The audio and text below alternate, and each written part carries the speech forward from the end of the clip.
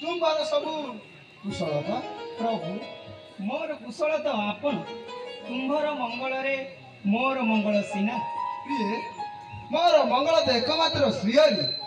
मोर जो कृषि कृषि के संग पाद पद्म लगी रही अच्छी सही कृषि जब निर्विघ्न होची ताहाई मोर मंगल हे प्राण बल्लभ प्राणधन तुम्हें कहूच कृषि ऋषिकेश पाद पद्म मु कृषि करुची यह कौन सत्य मोर विश्वास हो तेरे तुम्हार बलद कहीं तुम्हें भक्त सब दान कर लंगड़ हो श्मशान में बास करे तुम्हार बिल कहीं विहन कहीं मु तो किसी देखिपार ना अच्छा तुम कृषि कौन धोई मरुड़ी नहीं तेरे कहूँ शुण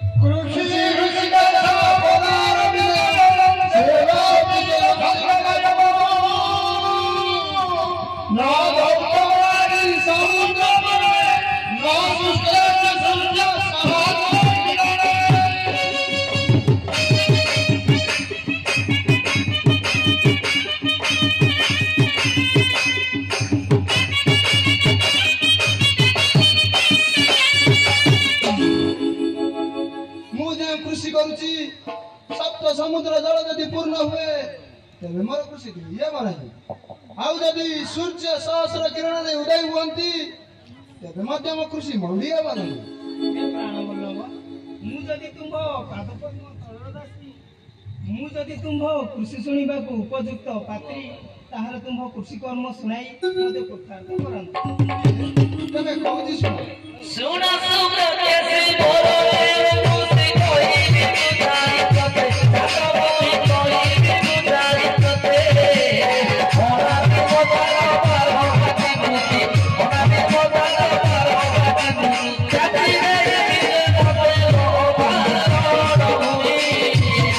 गाड़ी से कोई रो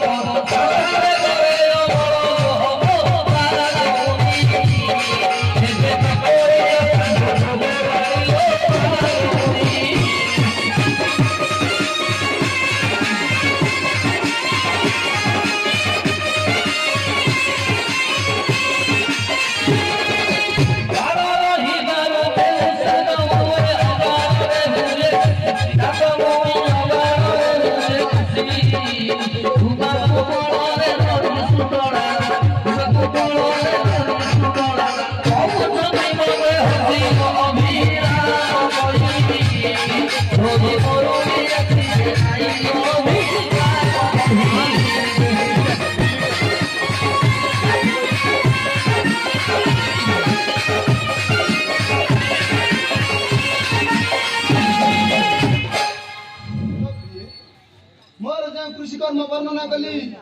ତାହା ଶ୍ରବଣ କଲ ତ